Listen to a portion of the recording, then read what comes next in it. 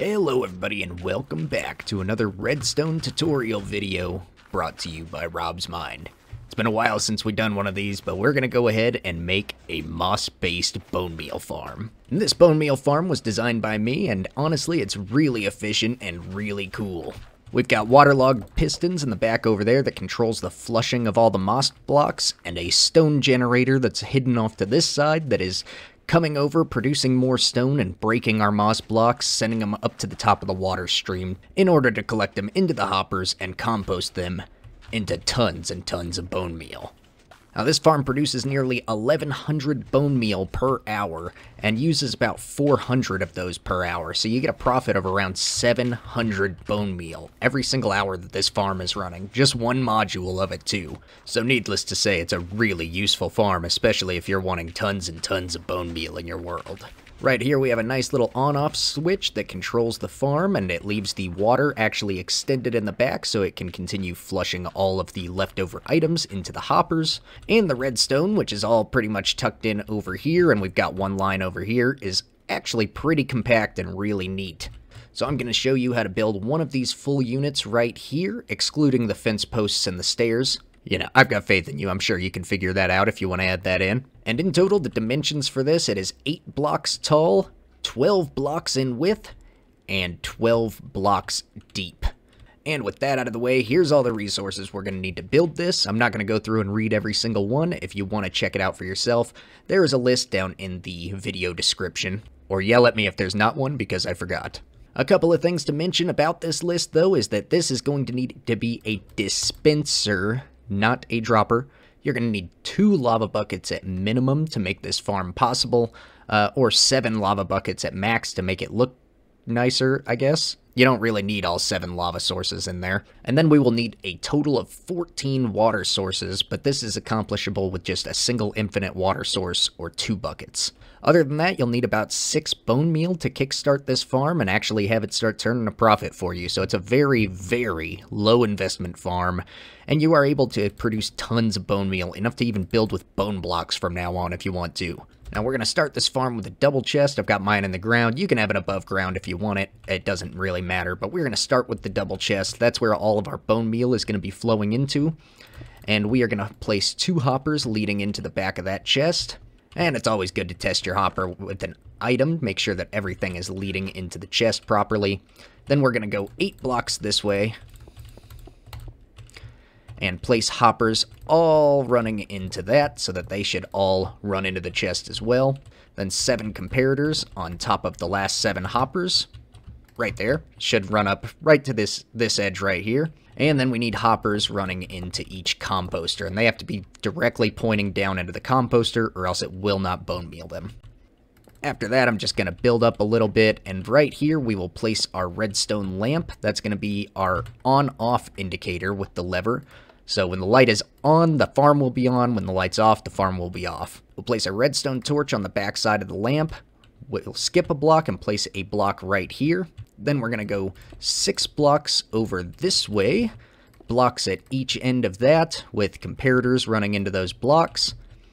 And we'll put redstone on the top of these. And it doesn't matter what kind of block you build with.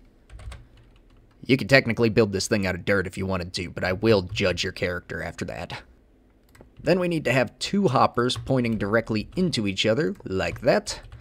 So the items will bounce back and forth, whatever we put in there. We'll need a piston right here, redstone block on the face of the piston, and another regular piston right there. And this is our typical Etho hopper clock. And we'll need to make sure that we put 4 items inside of the hoppers. And that's going to give it the perfect amount of time to generate our stone to break our moss blocks. Then we'll just need an observer looking right into that right there. And we'll put 5 blocks coming back in this direction, and an additional 2 right here, with redstone on top of all of those blocks. After that, we need to build a 10x7 platform that will be even with these blocks, just like this. And it should run all the way out to the end of this hopper line right here.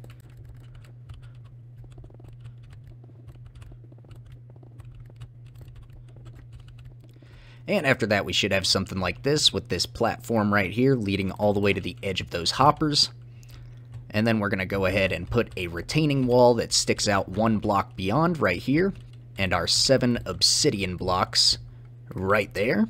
Then I like to go ahead and build up just a small wall right there, and we will actually be needing to place blocks in front of the composters and hoppers.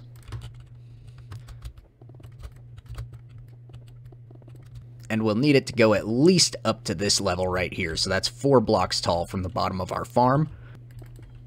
Now I'm just going to build these walls up a little bit better right here. We can go ahead and place some blocks right there as well. And I'm going to place a couple of blocks right there. Those can be temporary. We're just going to use that to prevent some spillage right here. Next, we're going to place in our water sources right here up against this wall with the redstone on top of it. And like I said, you can make this accomplishable with 2 buckets and an infinite water source, like that. And then pistons facing this way on every one of those. After that, we're going to build a little retaining wall for our lava, and you can use any block that you like for this. It does not matter. I like to put glass over the pistons so that I can see the pistons all activating properly. And then, as I said, technically you only need 2 lava sources, 1 at each end of this, and we'll allow the lava to flow all the way across like that. Now I'm just going to fill in this little wall right here. Doesn't have to be cyan terracotta, obviously.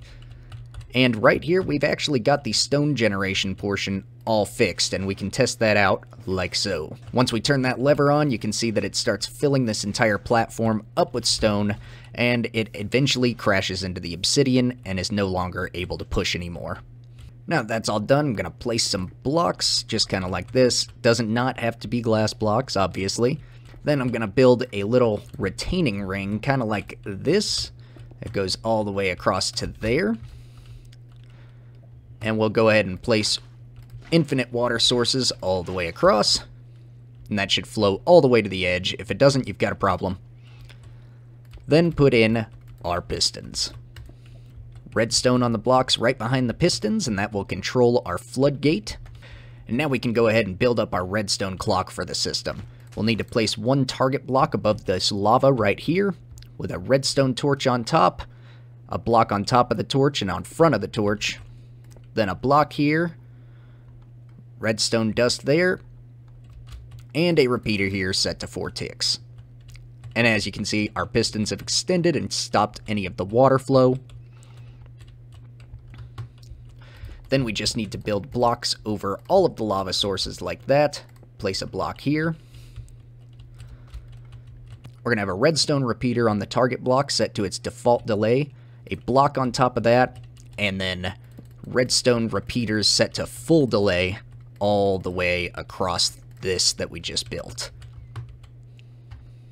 We got a block running into that final repeater with 2 pieces of redstone on these blocks here. Then we've got 5 repeaters set to full delay. And a 6th one set to the default delay. And after that, we will go ahead and place a redstone piece right there and a block here to cut those 2 redstone signals. And as you can see, this is our redstone clock all the way done, and that will control the flushing, and it will also control the bone mealing of our farm. But we don't want this clock running the whole time, so let's go ahead and place a redstone torch here that'll be under this block. A block on top of that with a redstone torch on the side of that, and that will actually lock our clock in place so that all the water continues to flush even while the farm is turned off. After this, we're going to find the center of our 7x7, so it should be the 4th block out right here, which will be 3 blocks away from the pistons and 3 blocks away from the edge, right in the middle, and it actually needs to have a 1 block air gap between the moss block and the stone below. Then we're going to place an observer. It should be looking towards that edge of our farm, towards the composters, and a block on its back with a dispenser up against that block pointed into our moss block. And with that, you need to put at least 6 bone meal to get this thing started. I don't know, I haven't tested it with less in reality, but I'd put at least 6. Otherwise, you'll be manually refilling this thing every 5 seconds. And we're going to need a row of blocks all the way across right here. We'll place a redstone torch there with 2 pieces of redstone next to it, like so. A sticky piston right there, and that'll grab our observer. Then we need a redstone repeater on top of the sticky piston with full delay, and a block right there with a regular piston right here. And so what that is going to do is every time that this clock gets activated, it will retract this observer, retract that piston, and then once it's unpowered right here, it'll push the observer forward, triggering our dispenser, and then 4 ticks later, it will break anything that could grow on top of the moss block with this regular piston. Now that this system is actually built and there's bone meal in there, we can go ahead and give it a test run by flicking that lever right there. And then once the clock activates, we should see bone meal happening and moss growing. Very nice. Flushing is going on.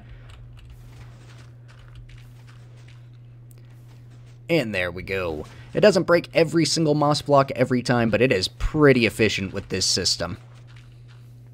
Now to finish this thing off, I'm going to put a hopper here, a double chest on top of the hopper.